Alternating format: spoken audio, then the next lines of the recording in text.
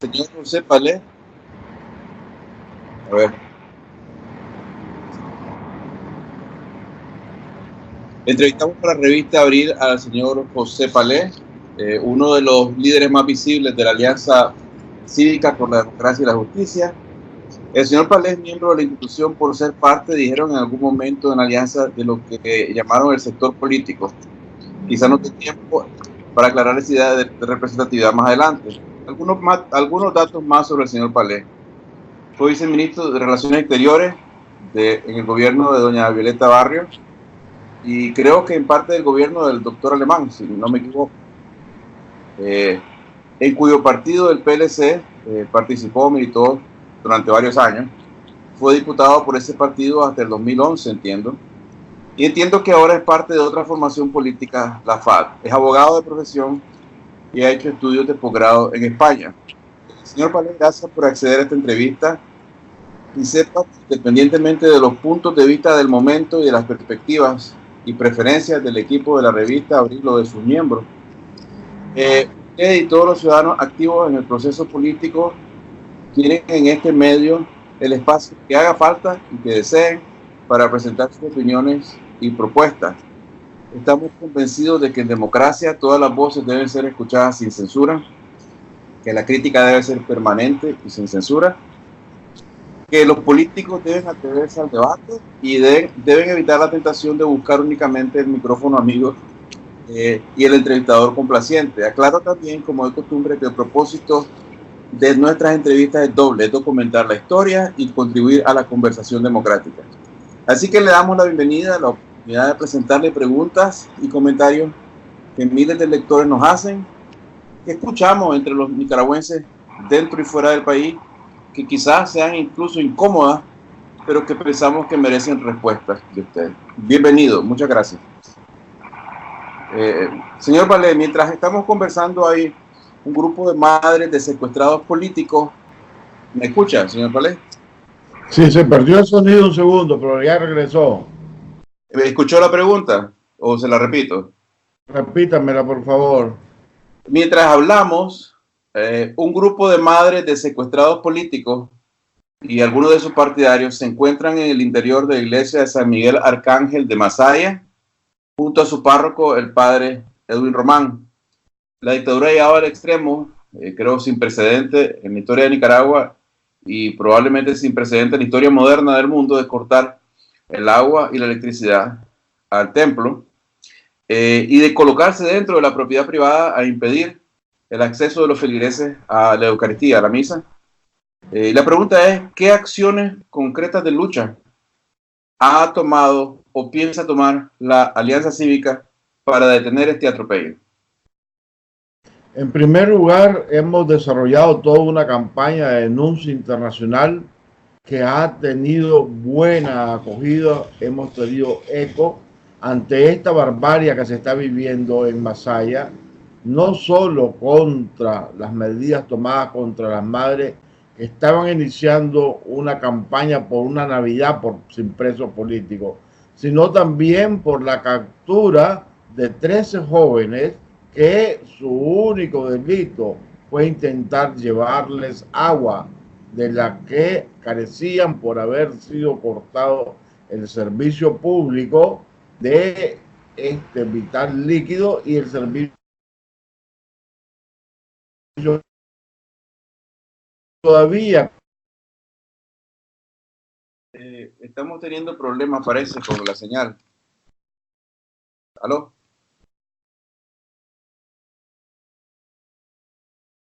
Los nicaragüenses, y jamás corresponde en ningún Estado de Derecho, pero como en Nicaragua no existe el Estado de Derecho, que se intente criminalizar ese gesto de solidaridad.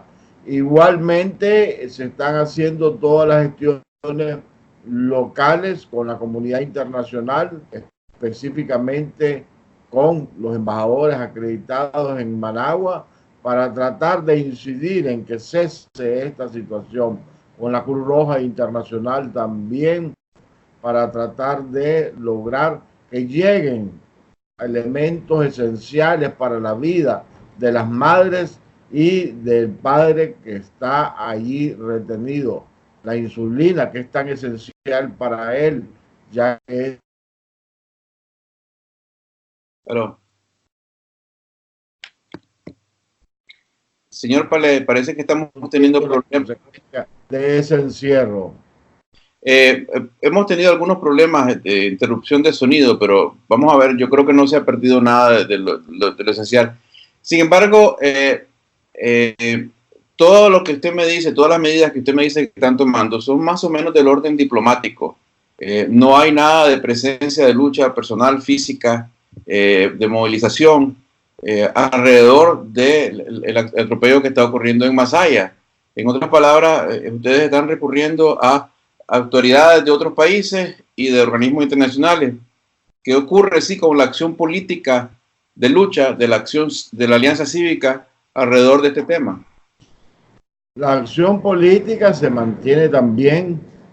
Ayer se intentó una caravana de ciudadanos que fueron también llevando solidaridad. Hoy se está organizando una nueva caravana que salga de Managua, pero lógicamente se tiene que entender que estamos ante un sistema con una represión que nunca se ha visto en la historia del país. Es una represión propia de un estado policial que no permite ninguna libertad. Incluso los feligreses, tú lo decías, que iban en su derecho supuestamente reconocido constitucionalmente de ejercer su culto religioso, han sido impedidos de llegar, de acercarse al local. Está totalmente controlado todos los espacios alrededor de la iglesia donde ellos se encuentran.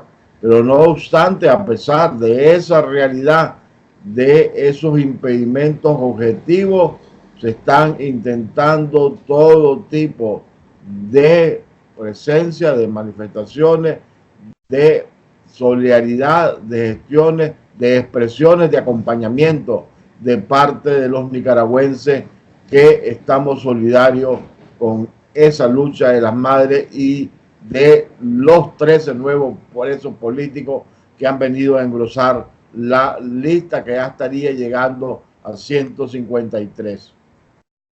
Durante más de un año, la Alianza Cívica y usted promovieron la esperanza de que era posible acabar con estos atropellos y pasar a una democracia conversando con Ortega y su pandilla, en un proceso de diálogo que prácticamente fue un proceso de diálogo a puerta cerrada, incluso evitando acciones de desobediencia civil y apoyándose en la llamada comunidad internacional. Después de todo lo ocurrido, usted puede decirle a los nicaragüenses de frente, viéndole a los ojos, decirles que esto es posible, después de lo que hemos visto y después de las declaraciones más recientes de Ortega en las que dice que él va a ganar las elecciones de una manera u otra. Ortega se está preparando para la guerra y ha declarado la guerra a los nicaragüenses. Es muy claro que él está convencido plenamente que todo proceso electoral en las condiciones en que la Alianza Cívica y el pueblo de Nicaragua lo ha demandado no son convenientes para él, que él perdería en condiciones de transparencia, de acompañamiento de la comunidad internacional mediante observación internacional más observación nacional, es decir, en elecciones democráticas, y por lo cual... Pero las elecciones democráticas ocurren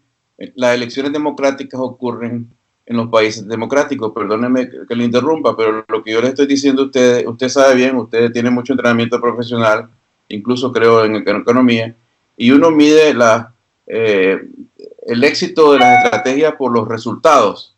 Ya llevamos más de un año en que ustedes han venido diciendo, dialoguemos, conversando, por estos medios vamos a lograr una salida con Ortega. Y bueno, lo que se ve ahora es más represión, más debilidad, lo que está ocurriendo en Masaya.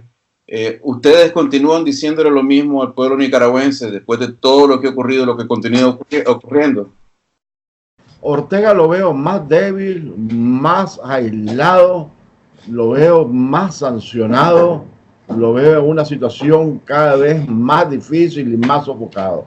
Hemos podido demostrar que de él no existe ninguna voluntad de diálogo y hay plena conciencia nacional e internacional que una dictadura que ha optado por matar para permanecer en el poder. Haber agotado la etapa de la búsqueda del diálogo, la búsqueda de un camino de entendimiento y encontrarse con una pared y demostrar que esa pared está ubicada en el Carmen y que no hay ninguna posibilidad de romperlo, es una parte importante de esa lucha y es causa y razón de ese incremento de las sanciones internacionales, de ese aislamiento internacional, de esa reducción de los recursos internacionales y del convencimiento que Ortega ya está en una posición que solo le queda llegar o andar el camino de la barbarie de mayor represión. Pero si entonces ya ustedes, bueno, y nosotros, el pueblo nicaragüense, descubrimos que está esa pared ahí en el Carmen, usted lo que me está diciendo es que ya el camino del diálogo se agotó, se terminó, porque ya quedó en evidencia de que, como usted dice, no hay voluntad de diálogo de parte de Ortega. En absoluto, y se necesita dos para hacerlo. La comunidad internacional, a través de Medellín, la declaración de la Asamblea General de la OEA, fue muy clara en mandatar la necesidad de ese diálogo. Los pronunciamientos de la Unión Europea también en la misma línea. Los pronunciamientos de todos los países democráticos se dieron en esa misma, en respaldo de la necesidad de encontrar una salida cívica democrática. Lógicamente, no porque Ortega quisiera la democracia, sino porque iba a ser consecuencia de un llamado internacional, de una presión internacional. Y si Ortega hubiera dado las condiciones que aspiramos para poder resolver esta situación con el voto, insisto, no hubiera sido por su voluntad, sino que había sido fruto del éxito de esas presiones que nos han acompañado el pueblo de Nicaragua y que han sido básicas también para empujar a Ortega a esta situación de desesperación. Démonos cuenta que Ortega está desesperado. Las expresiones de su hijo de llegar a hacer el ridículo frente al COSEC una noche, frente a la embajada de la OEA en Managua, las expresiones del presidente de la Asamblea Nacional llamando a la confrontación, a la guerra, sabe que tienen perdida la paz, que saben que tienen que perdido desde ya todo proceso electoral. Entonces lo que requieren es lo que están haciendo, la violencia, promoción a la violencia, incrementando el odio. Pero eso, desde lejos de fortalecerlo, es una expresión muy clara de la debilidad en que se encuentra. Debilidad interna porque solo se sostienen a través de las armas, y debilidad externa porque saben que el contexto internacional le es cada vez menos favorable. Yo estoy muy de acuerdo con usted en que el régimen parece tener más poder del que realmente tiene y de que hay una enorme debilidad política. Pero el problema, si me permite, que veo yo en el argumento suyo es que salta de afirmar que Ortega no está dispuesto a dialogar, de que no está dispuesto a ceder, de que hubiera sido todo mejor y posible si él lo hubiera hecho. Salta de inmediato a hablar a un escenario electoral, pero ¿cómo se llega a un escenario electoral con un régimen que aparentemente ha decidido que van a morir en el poder porque cualquier otra alternativa para ellos es fatal? Bueno, yo te digo que ese fue el intento, ¿verdad? Y que se recibió mucho apoyo nacional y mucho apoyo internacional. La opción de los nicaragüenses fue una salida cívica, una salida democrática. Y la opción de la comunidad internacional fue igual. se apostó por eso, se empujó con firmeza.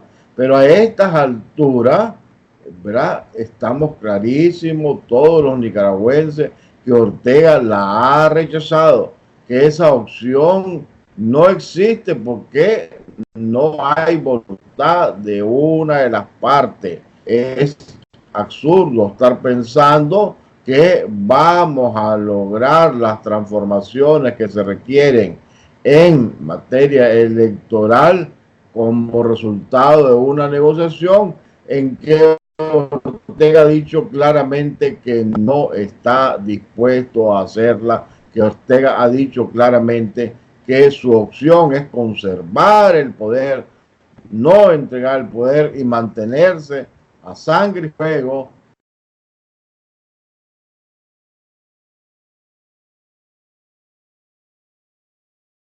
Entiendo como una postura radicalmente diferente de la que la Alianza Cívica había sostenido hasta ahora, porque entiendo que usted está descartando la salida electoral con Ortega.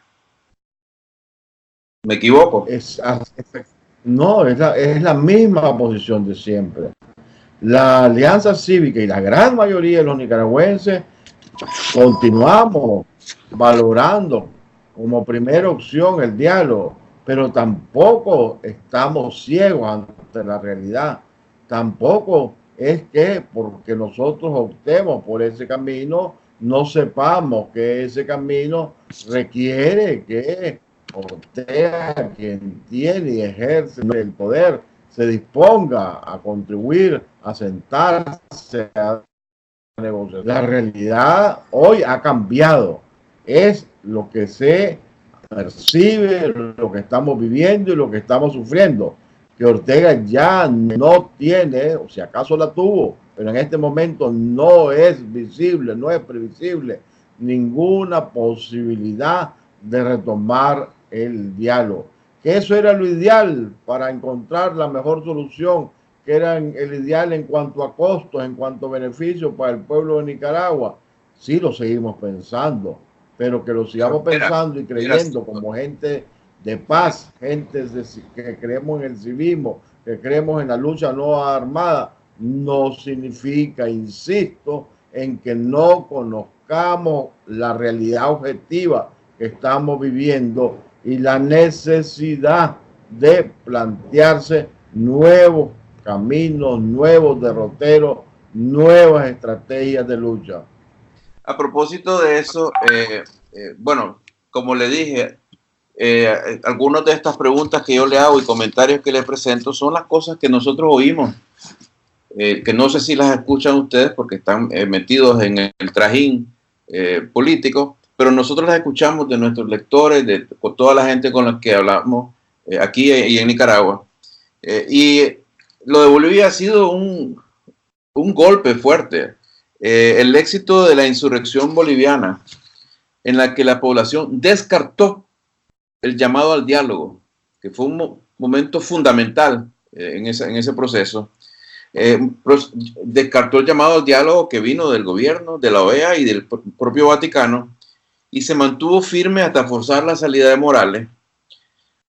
Ha puesto al gobierno a sudar, al gobierno de Ortega, porque es como una pesadilla que saben que puede volver, pero también ha dejado a la alianza bastante mal parada ante el público, porque mostró que sus políticas, las políticas de la Alianza Cívica, más bien facilitaron la permanencia en el poder de Ortega. ¿Qué hace la alianza para recuperar la confianza después de este golpe? ¿Es posible que la recupere? No coincido en tu análisis en absoluto, porque estás desconociendo la realidad de lo acontecido en Bolivia. El pueblo boliviano aprovechó el espacio electoral por el cual había luchado, por el cual había demandado, sacó la ventaja al máximo de poder organizarse, participar, tensionar su estructura, su disposición combativa, y ante el fraude masivo que se vio obligado a hacer Evo Morales con el apoyo de Cuba, Venezuela y Nicaragua, salió a la calle, pero en un contexto en que la opción electoral al máximo y haberse involucrado en ese proceso electoral, haber forzado la necesidad del fraude, haber tenido el apoyo y la presencia de la comunidad internacional para dar fe al fraude, fue lo que le creó las condiciones necesarias y más favorables para que la lucha en la calle fuera exitosa. Eso no contradice en absoluto, sino que más bien pondera y pone de referencia que buscar la salida electoral y aprovecharla en las condiciones en que los dictadores se vean obligados a forzar el fraude, a burlar la voluntad popular, son las mejores condiciones para provocar la reacción y la caída de esas propias dictaduras. Así que nosotros no sentimos que hemos tenido una lección en contra de lo que hemos pensado y lo que hemos empujado, sino que una lección que ha confirmado que en esas condiciones, si fueran repetibles, ¿verdad?, estaríamos en el camino correcto para incidir en la caída más rápida de la dictadura. Pero también nosotros hacemos, no solo nosotros hacemos los análisis. Ortega ha hecho el análisis y las declaraciones de Ortega llamando a la guerra y que no cree en los procesos electorales es porque también ha hecho la misma lectura que nosotros habíamos hecho con anterioridad y que la realidad boliviana nos ha confirmado. El problema que yo veo con esto, hay varios problemas, en mi opinión, ¿no?, analíticos aquí, o digamos discrepancias que yo tengo con esta postura suya. En primer lugar, asume de que hay que mostrarle al mundo, mostrarle al pueblo que Ortega comete fraude. Ortega está en el poder por fraude. Ortega ha cometido fraude masivo. No necesitamos enseñarle eso a nadie, menos a nuestro propio pueblo, porque nosotros somos los dueños del país. En segundo lugar, en Bolivia no se había cometido un genocidio. Yo creo, y cito al señor Félix Maradiaga, que es profundamente inmoral e inaceptable la noción de ir a elecciones que legitimen a un genocida al darle un lugar en un proceso electoral. Y sienta un precedente cruel y un precedente terrible para una nación en el cual asesinar a su propia gente no es impedimento para que uno sea un candidato legítimo. De tal manera que a mí me parece que la noción esta que usted defiende de que hay que empezar a ir con esto de las elecciones, que serían hasta el 2021, para que entonces, Ortega cometa fraude y entonces promovemos la insurrección cívica, la desobediencia civil, es un argumento que pasa por encima de la moral y además desafía un poco, ¿no?, la lógica política, porque usted va a pasar 2 años esperando a que Ortega cometa fraude y entonces organizarse para la desobediencia civil. Yo creo que no me has querido entender, ¿verdad?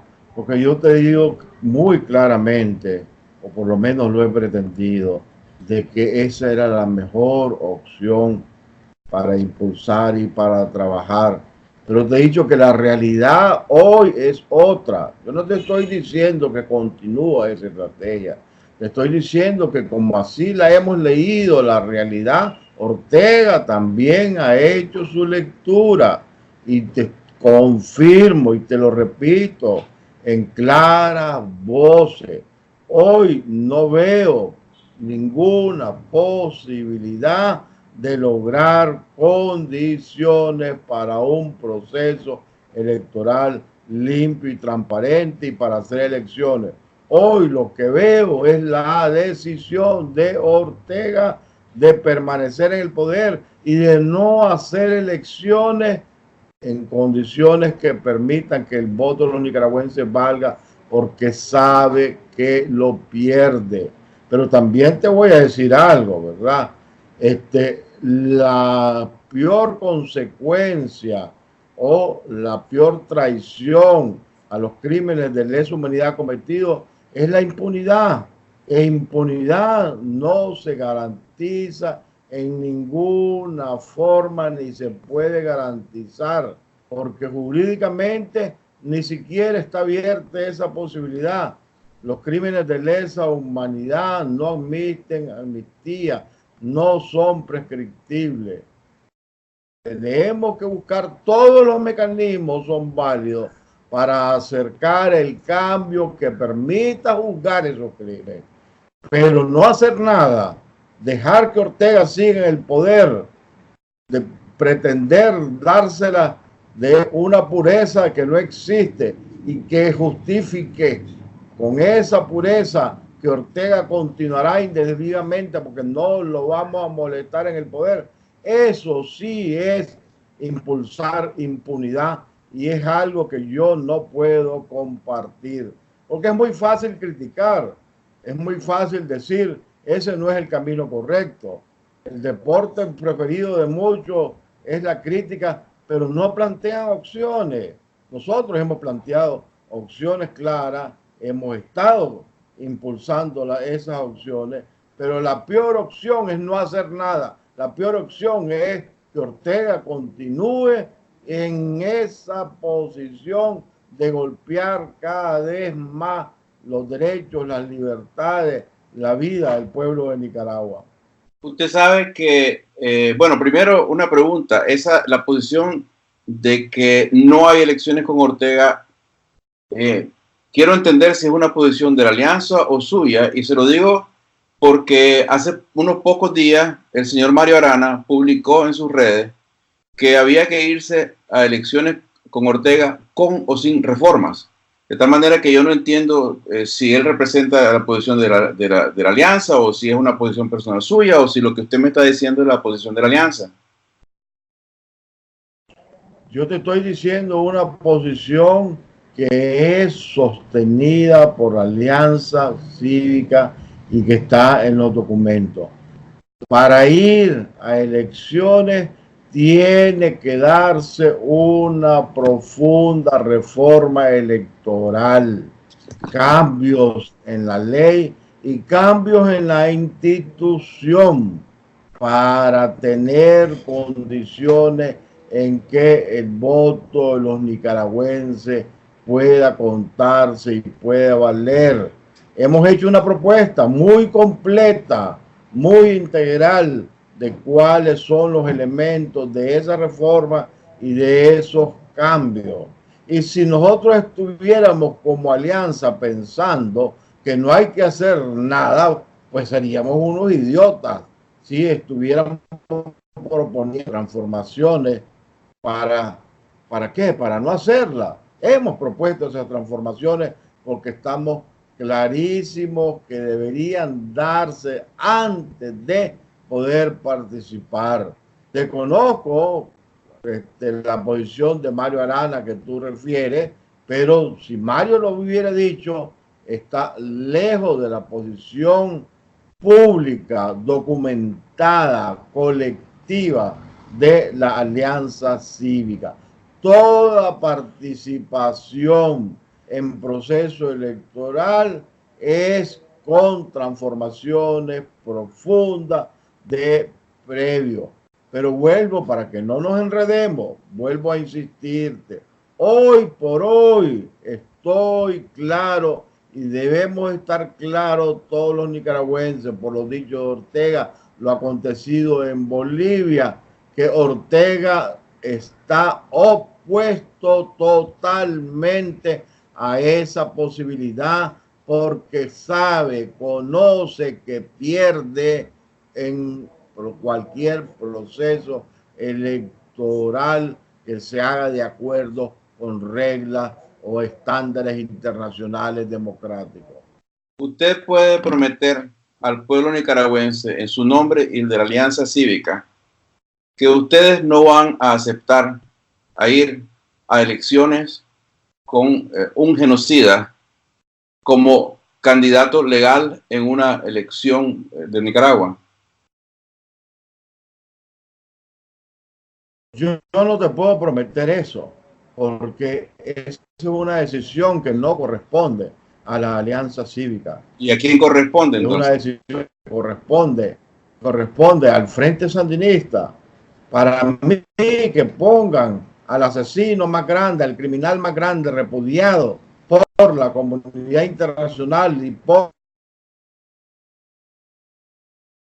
No me preocupa, lo siento como una ventaja. E insisto, eso no es legitimarlo, eso no es garantizarle la impunidad, es acercar el camino de su fin, es lograr sustituirlo, cambiarlo y acercar la posibilidad de que las madres, los familiares puedan juzgarlo, porque estoy seguro que en las condiciones que vamos a exigir y estamos exigiendo, va a perder. Yo lo que te puedo garantizar y te garantizo es que sin condiciones apropiadas y cambio profundo, nosotros no vamos a participar.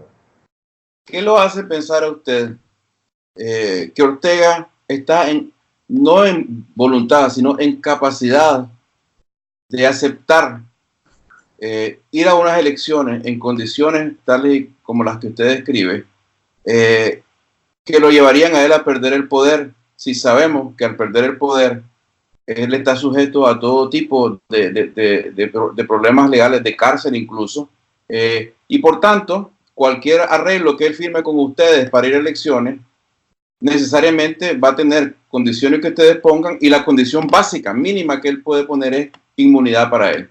Encima de eso, si ustedes aceptan ir a elecciones con el genocida, este hombre queda en control de todos los recursos que tiene. Sus canales de televisión no se los van a quitar, sus espías no se los van a quitar, la gente armada que tiene no se los van a quitar, y sencillamente gane o pierda, queda como en los 90 gobernando desde abajo, esta vez matando más desde abajo. Eso sería abrirle las puertas a un gobierno de sicariato en Nicaragua. ¿Están dispuestos ustedes a eso? Yo rechazo totalmente esa posición de no hacer nada y dejar que se quede. La posición no es hacer Lo nada. rechazo categóricamente, No. porque creo que sí podemos hacer ese cambio.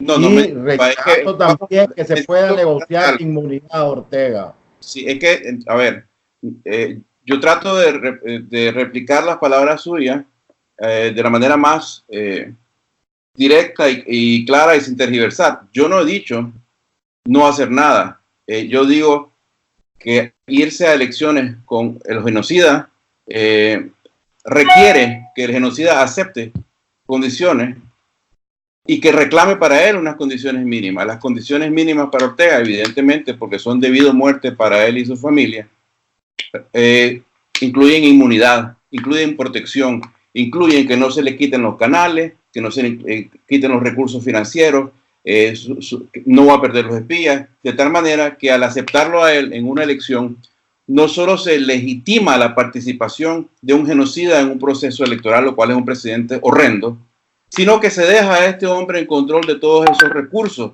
para después mandar desde abajo o matar desde abajo. ¿Ustedes están dispuestos a permitir esto?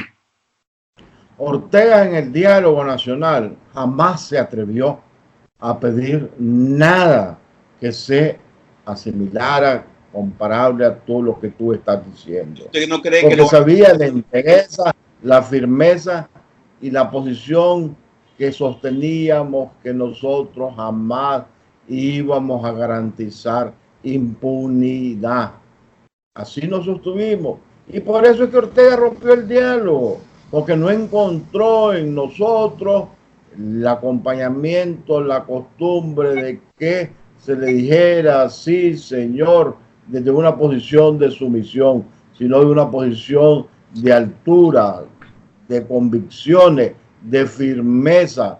Se le dijo no a todo aquello que pretendía garantizarse esa impunidad que no se le ha ofrecido, ni nadie se la va a ofrecer, ni nadie se le va a garantizar, ni en cuanto a que no puede ser juzgado, ni en cuanto al derecho que tenemos los nicaragüenses de investigar y de reclamar todo aquello que es fruto de la corrupción, de los bienes mal habidos. Eso es imposible. Yo no veo ese escenario, porque ver ese escenario, meterse en ese escenario, sería traicionar en primer lugar nuestras convicciones y en segundo lugar las aspiraciones del pueblo de Nicaragua.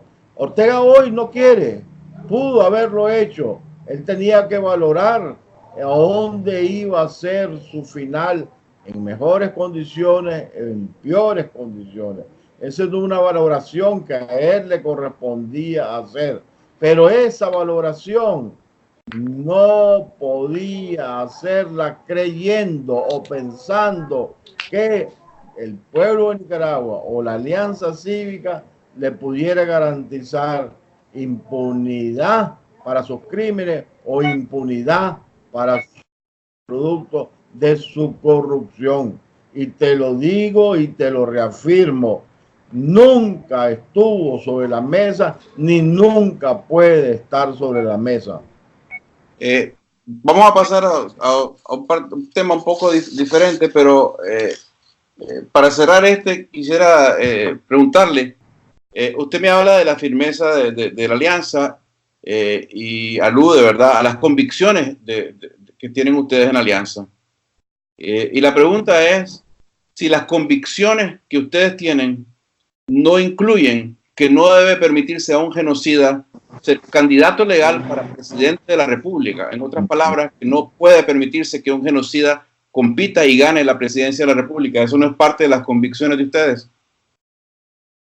Permite a aquel que tiene la posibilidad de abrir o de cerrar la puerta. Esa posibilidad no ha existido jamás. ¿Ustedes pueden decir que no? No tenemos. Ustedes no pueden decir que no. Para que haya una elección, no ha existido jamás. Ustedes están en capacidad de decir no. Porque si no están en capacidad, ¿cuál es la fuerza de la alianza? No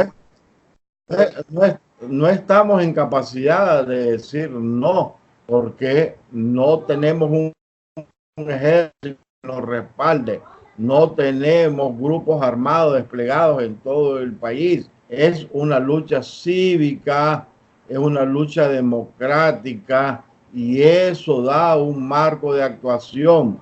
Pero sí te digo una cosa, estamos igualmente convencidos de que cualquier elección en condiciones democráticas es lo que nos permitiría la salida de Ortega.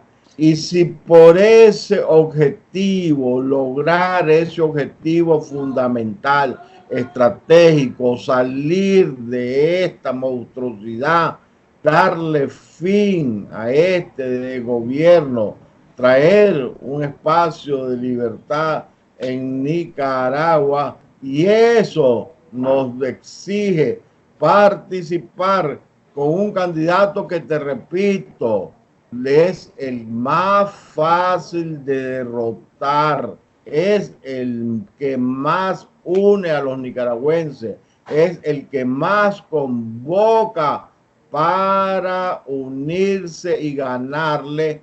Sería un absurdo y una dundera, sabiendo que la victoria está al lado de la esquina y que esa victoria va a ser lo que nos va a permitir los cambios que necesitamos y que requerimos, detenernos de hacerlo y quedarse con Ortega. Es decir, ¿por qué Ortega es un asesino? Pues sí, es un asesino. ¿Autor de crimen de lesa humanidad? Sí, autor de crimen de lesa humanidad.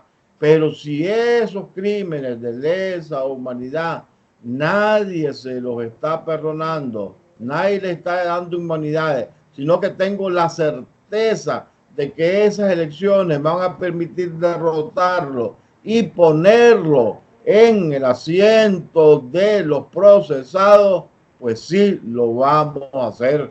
Y sería un error enorme pensar lo contrario. No será también, digo, porque entiendo que en la ley nicaragüense el candidato derrotado tiene una diputación, que el asiento que le van a dar no es en un tribunal, sino en el Congreso, donde tiene inmunidad. Mira, nosotros estamos hablando de la necesidad de refundar el Estado. Y para refundar el Estado, lo primero que tiene que hacer cualquier gobierno que sea fruto de, en estas condiciones difíciles, pero que con algún espacio, con alguna garantía de que el voto valga, es inmediatamente después tomar posesión, convocar a una Asamblea Nacional Constituyente. No se puede hacer esa transformación sin esa Asamblea Nacional Constituyente.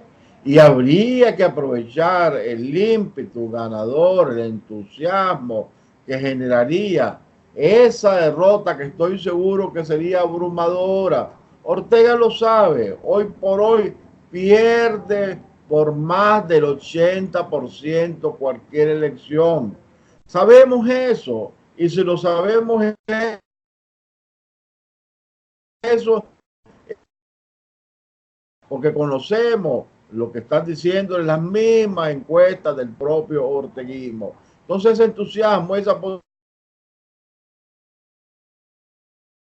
llamar a esa Asamblea Nacional Constituyente y reformar, cambiar, sustituir de forma radical esa constitución hecha a retazos de antidemocracia por Ortega. Y lo hemos dicho, nosotros no andamos escondiendo las cosas. Uno de los cambios fundamentales es todas esas diputaciones regaladas no tienen ninguna razón de ser y deben desaparecer.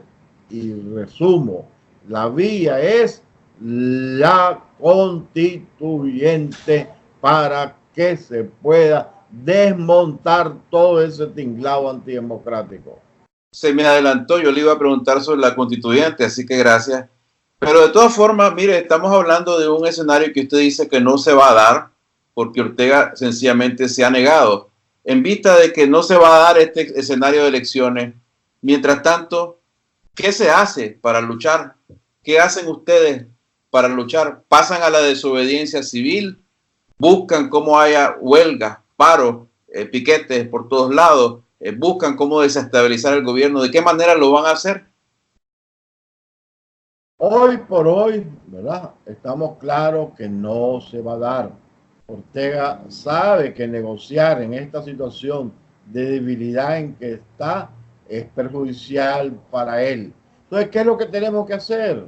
Muy sencillo, cambiar la correlación de fuerza en todos los aspectos internos y externos y dar pasos muy necesarios. El primero, la gran unidad, estructurarla, conformarla. La organización, pasar de la etapa de autoconvocado a la etapa de movilización organizada.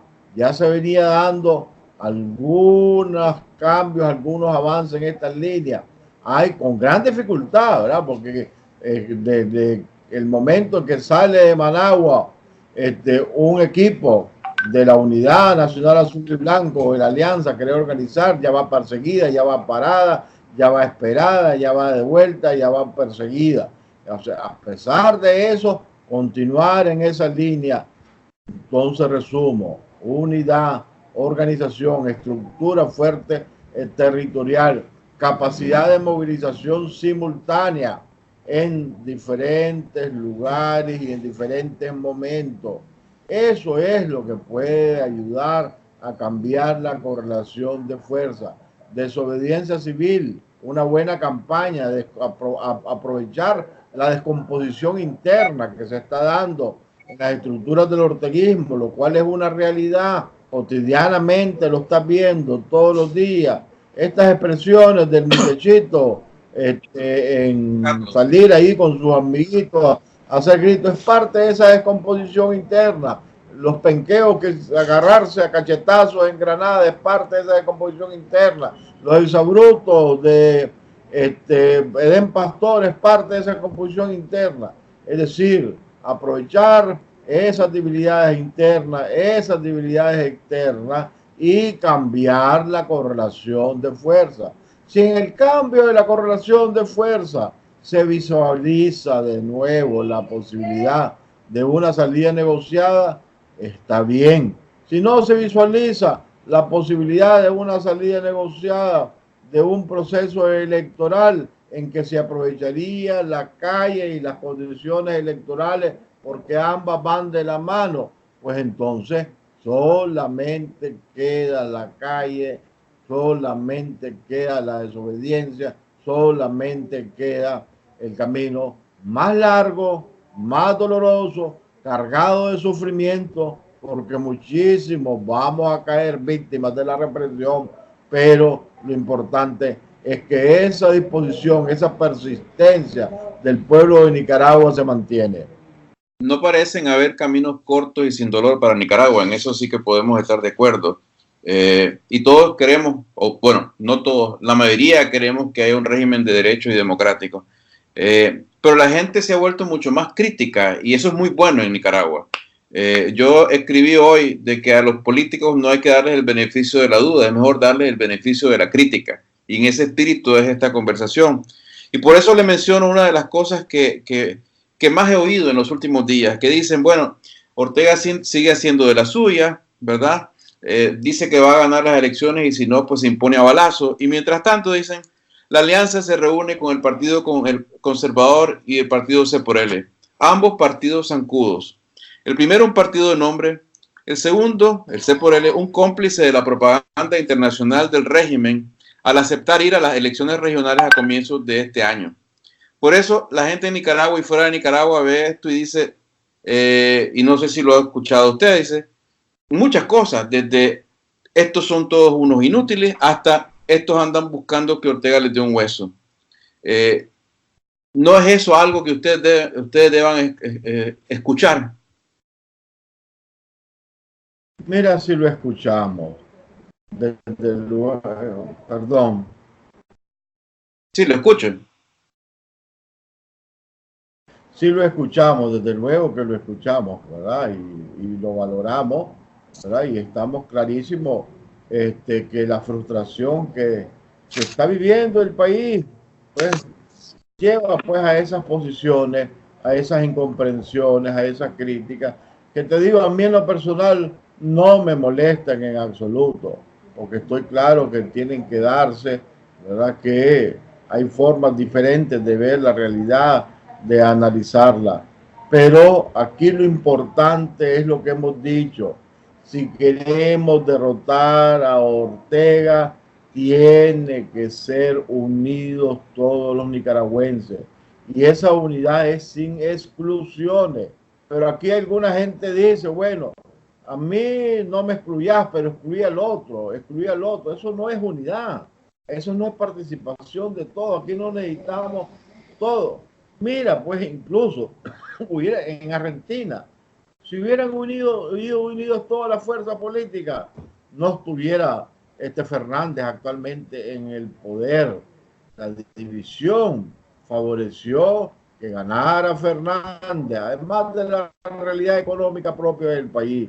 En la misma Bolivia, no hubiera habido necesidad de ir a una segunda vuelta y que la discusión fuera si la segunda vuelta se necesita o no se necesitaba, si todos hubieran ido unidos. Tenemos que aprender de esa experiencia, pero no significa volver a los errores del pasado, yo lo he dicho. Darle la oportunidad a los partidos políticos, que yo los he criticado. A mí me expulsaron de un partido político por plantear esas críticas profundas en su dirección, en su conducción, en su estrategia, pero estoy claro que si logramos incidir en que se cambie, en que se modifique esa conducta, en apartarlo de la mesa de la negociación de Ortega,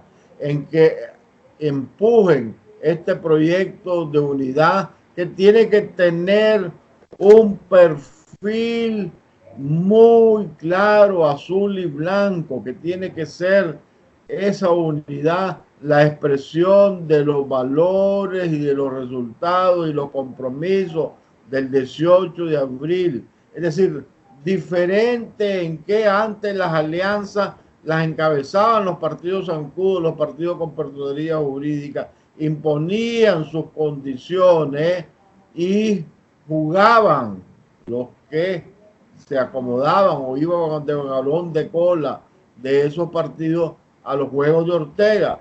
Hoy eso ya cambió. Ahora se le está diciendo, tenés la oportunidad de romper con esa cultura, romper con esa práctica, ganarte el reconocimiento del pueblo de Nicaragua y sumarte a una nueva alianza en condiciones muy diferentes de las anteriores, en que todos participemos en base al peso real de cada organización.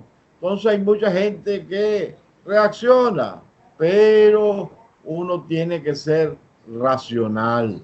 Entre más sumemos, más asegurado está la posibilidad del éxito de esta operación de libertad de Nicaragua que necesitamos y requerimos.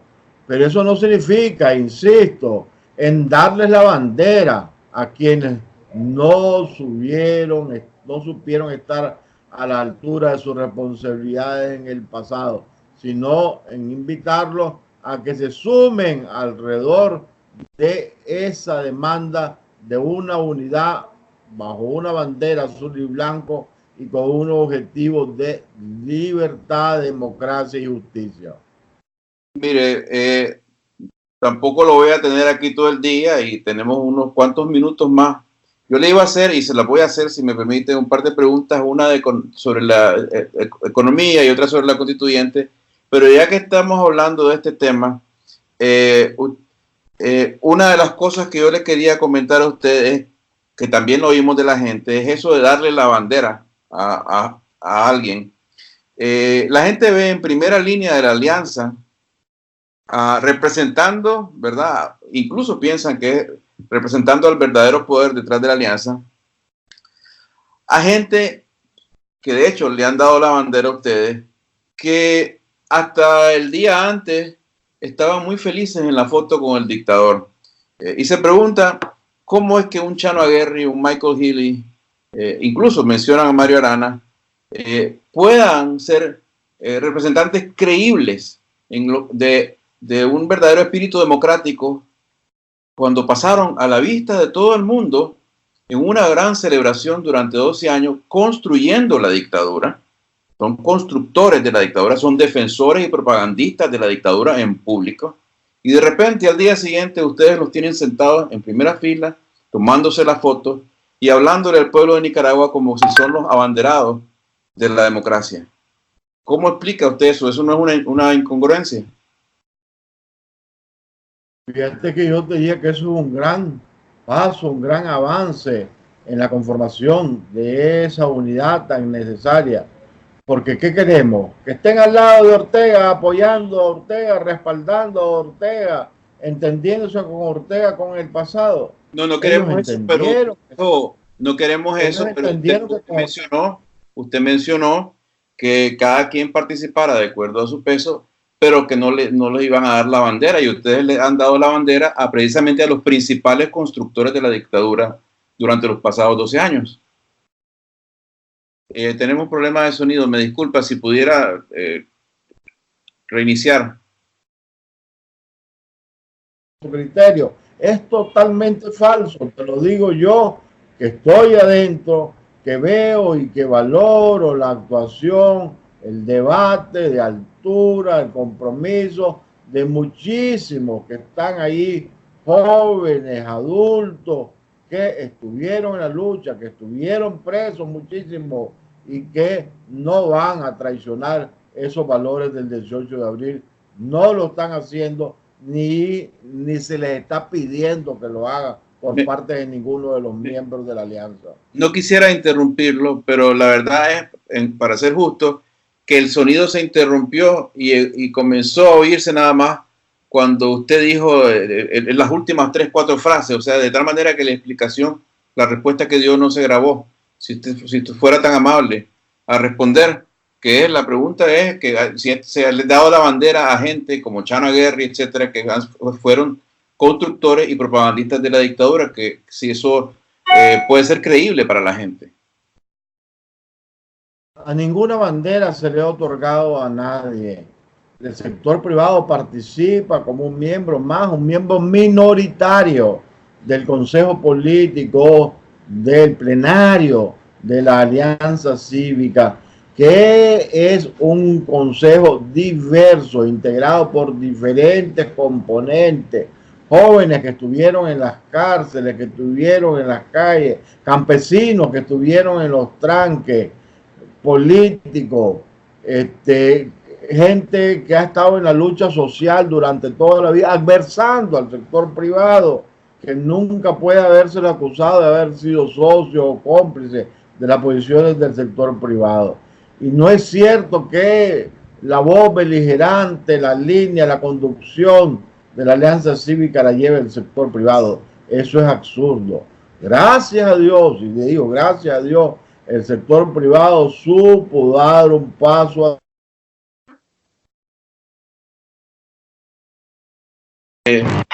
¿Aló? Sí, me interesa mucho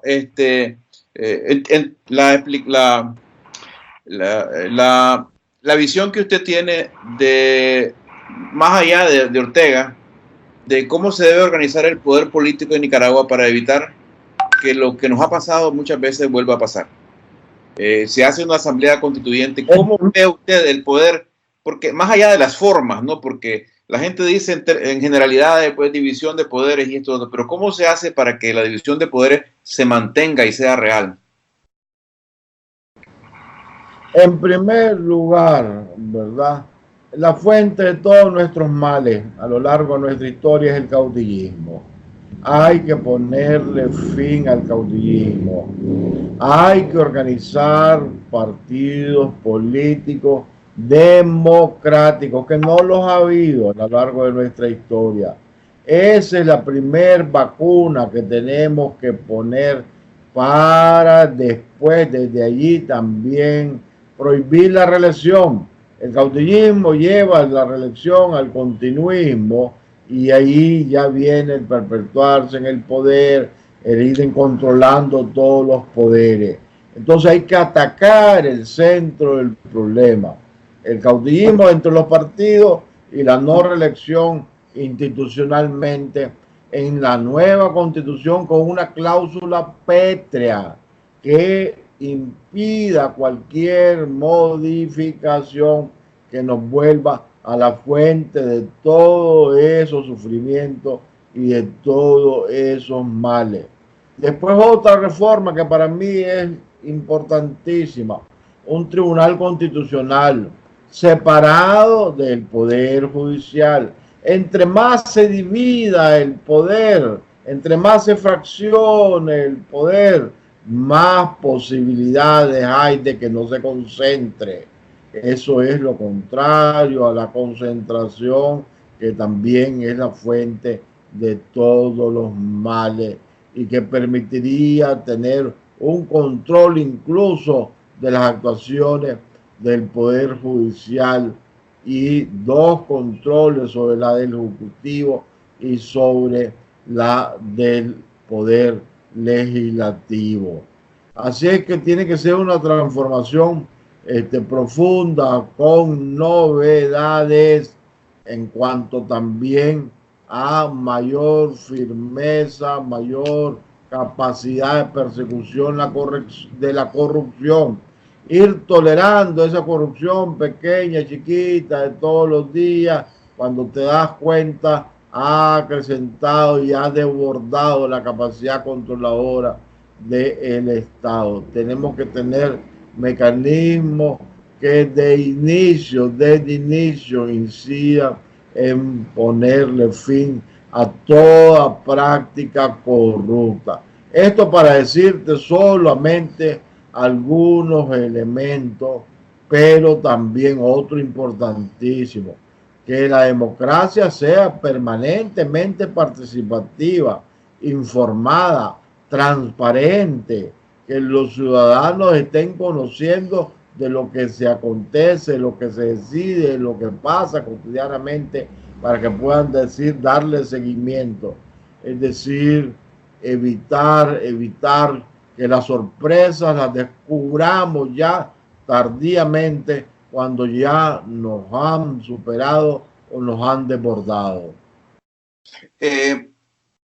La dispersión del poder es esencial, estamos de acuerdo.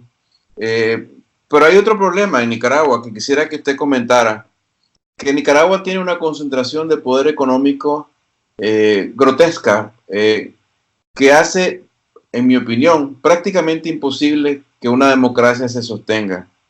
Porque cuando una media docena de capitales suman casi el total del Producto Interno Bruto, en comparación en Estados Unidos, los capitales más grandes, digamos, una media docena, sumarían menos del 1% del Producto Interno Bruto, y aún así hay problemas ya en la democracia por la interferencia del dinero.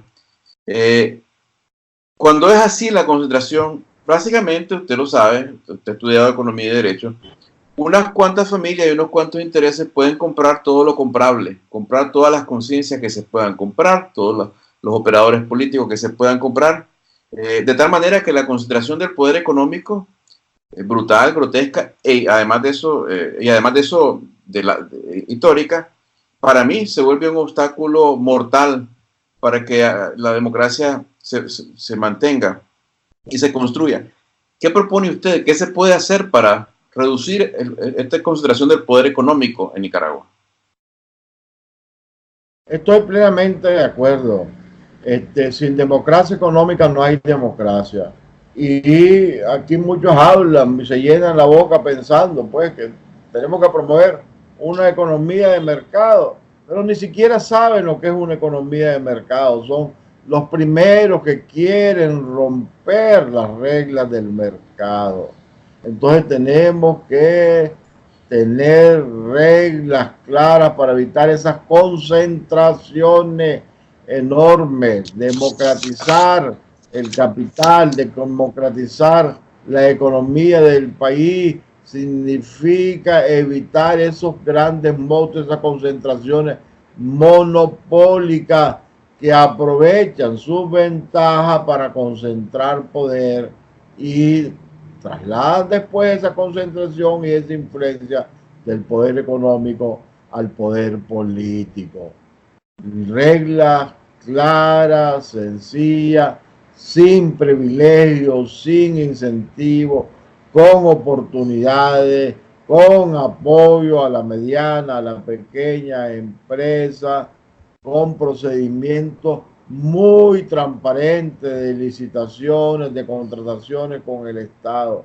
Esa es la forma de evitar esos abusos y esas grandes concentraciones que son un problema que realmente debe atenderse, debe corregirse, y no debemos permitir que se preserve o se consolide, porque estaríamos sentando las bases de la destrucción de una democracia que nos está costando muchísimo, que ya lleva demasiada sangre, demasiado dolor y demasiado sufrimiento, para que no conozcamos sus riesgos y para que no evitemos los riesgos que nos las puedan limitar o afectar en el futuro, en que estamos seguros que vamos a ganar si estamos unidos, si estamos convencidos de que somos actores de nuestro destino, y que esa organización y esa unidad y esa fortaleza es el camino para lograrlo. Sin embargo, hablando del mismo tema, usted sabe, ¿verdad?, que no basta con decir vamos a poner reglas claras y que sean justas, que abran la participación a otra gente, porque hay una realidad preexistente, que es que ya está concentrado brutalmente el capital de Nicaragua. En la experiencia de otros países, incluso Estados Unidos, el poder político ha tenido que intervenir de manera bien abierta para romper los monopolios y romper los oligopolios. Y no ha sido ni siquiera lo que se dice gobiernos de izquierda, pues el gobierno de Teddy Roosevelt, por ejemplo, obligó a gente a vender parte de sus empresas para que no controlaran todo el mercado. Pero usted se imagina primero el poder político que hay que tener para hacer eso, y luego que tienen que haber condiciones, ¿no?, para que alguien compre o para sacar a gente de esa posición monopólica.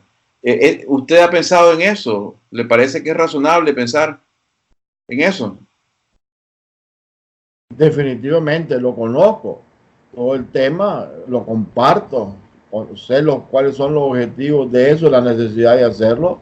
Es indispensable cuando ya se consolidaron los monopolios y son un obstáculo para el desarrollo económico del país, para la distribución equitativa, para una sociedad más solidaria. Hay que romper los protocolos, no le debe temer la mano a quien se acometa a hacerlo, y estoy seguro que existirá la suficiente base y apoyo político para emprender esa tarea en aquellos campos en que sea necesario, sin duda. Esos son compromisos muy firmes de parte de la población de Nicaragua. Hay que romper esa concentración de poder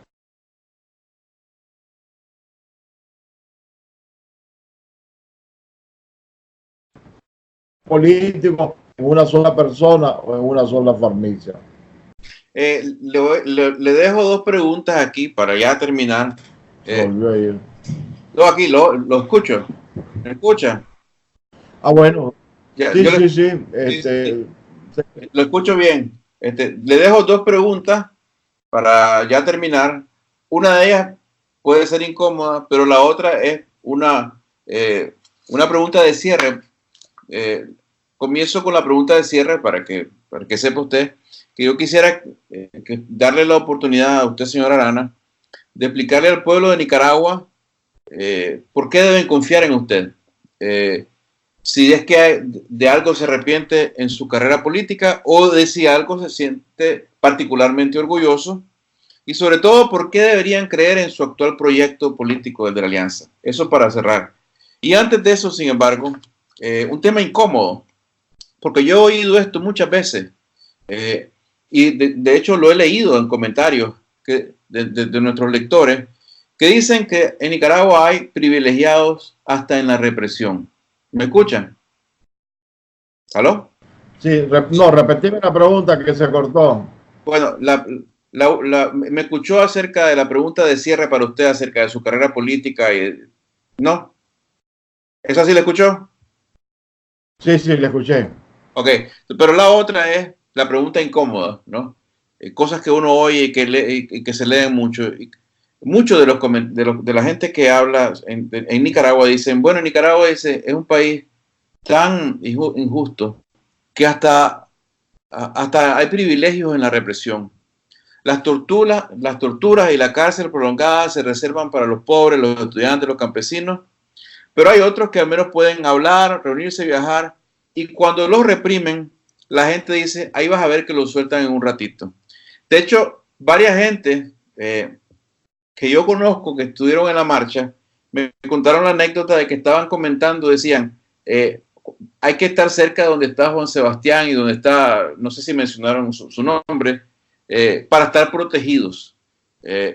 Tan injusto y desigual es Nicaragua que hasta en la represión hay distinciones. ¿Qué es lo que explica esto? En primer lugar, yo no estoy apostando a ningún proyecto político personal. Mi vida, ya mi edad, mi experiencia, me he involucrado cuando ha sido necesario. Me involucré en el gobierno de doña Violeta Barrios de Chamorro, aceptando ser jefe de campaña de la UNO en León y Ginandega cuando nadie quería, donde todo el mundo tenía temor, porque era necesario hacer ese cambio. He regresado siempre a mi oficina, a mi legal, a mi bufete, a mi trabajo, cuando ha sido necesario volver para incidir, para transmitir la decisión de cambio, mi experiencia que he adquirido, pues lo he hecho, pero no bajo la búsqueda de una posición, de un puesto, de un protagonismo, de una actitud real de servicio. Expuesto siempre.